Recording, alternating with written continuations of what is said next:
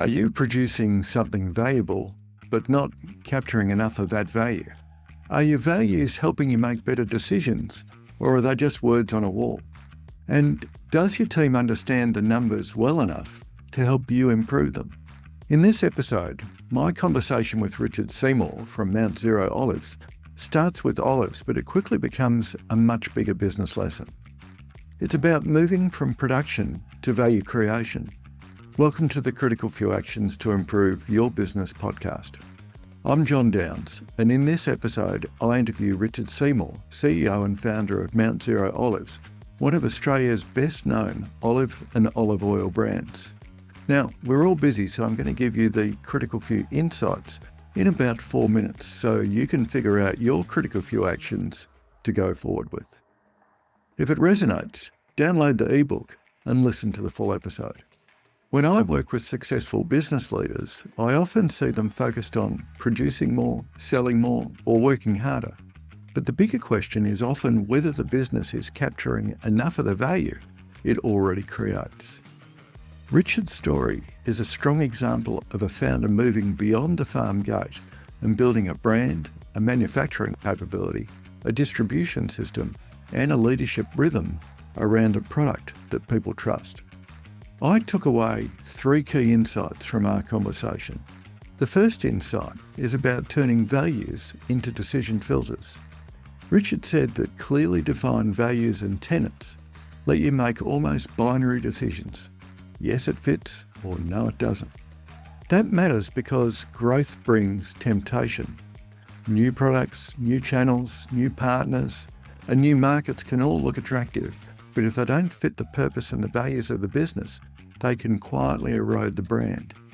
Here's what I'd suggest you do.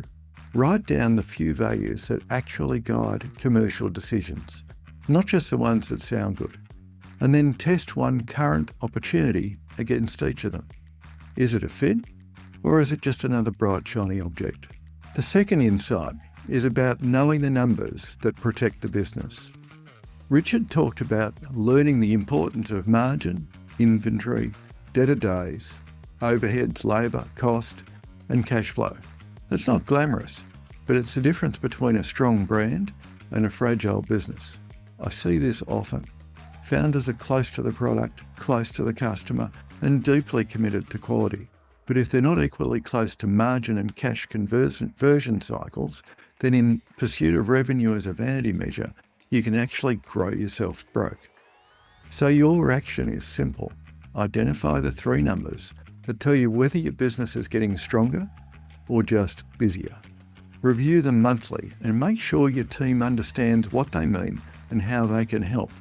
The third insight is about moving from doing to leading.